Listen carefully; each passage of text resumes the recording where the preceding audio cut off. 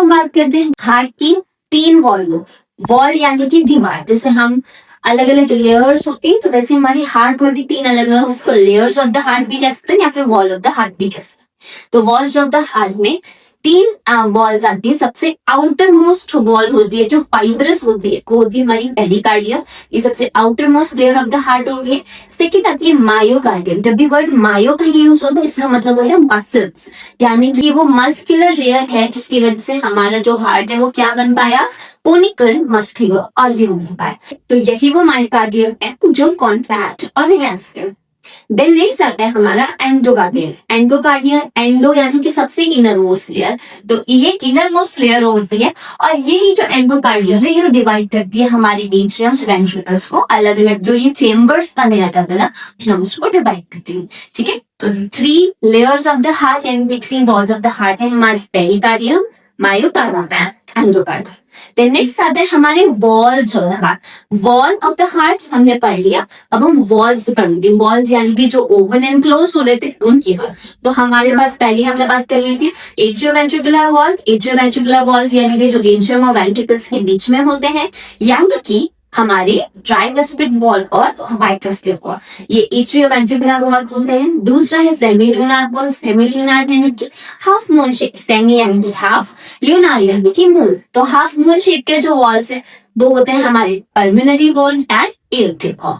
कहते हैं हमारा right side of the heart and the left side of the heart. Right side of the heart, अब right side की अगर हम बात करें तो राइट साइड में क्या क्या चीज है, हमारी राइट साइड में superior vena cava, inferior vena cava, right atrium and right ventricle. अब इन दोनों के बीच में, राइट एट्रियम और राइट वेंट्रिकल के बीच में एक वॉल्व एक तरीके से ओपनिंग और क्लोजनिंग का काम करता है।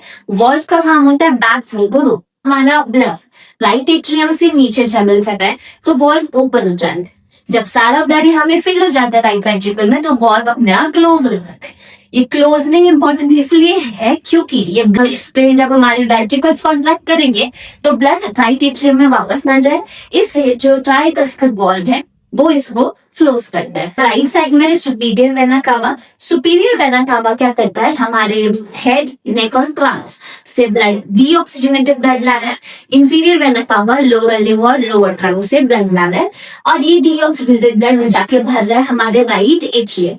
जब राइट एट्रियम कॉन्ट्रैक्ट हो यानी कि 3 कस्प्स होते हैं, यानी कि 3 फ्लैप्स होते हैं जो ओपन अप होते हैं, तो ये सारा ब्लड हमारे राइट वेंट्रिकल के पास जाता है। राइट वेंट्रिकल के पास फिल अप होता है कि अपने आप ट्राइकस्पिड वॉल्व क्लोज हो जाता है। जब हमारे वेंट्रिकल्स कॉन्ट्रैक्ट करते हैं तो हमारा पल्मोनरी वॉल्व ओपन हो जाता है। पल्मोनरी वॉल्व पल्मोनरी आर्टरी के थ्रू लंग्स का हमारा जो ब्लड है उसको ले जाता है। राइट वेंट्रिकल से ब्लड पल्मोनरी वॉल्व के थ्रू पल्मोनरी आर्टरी में गया, पल्मोनरी आर्टरी से ये लंग्स पे जाएगा। देन वापस से जब हमारे जो लंग्स एल्वोलाई है वो गैसेस एक्सचेंज करेंगे, O2+ उसको बना देंगे, O2 उसको बना देंगे।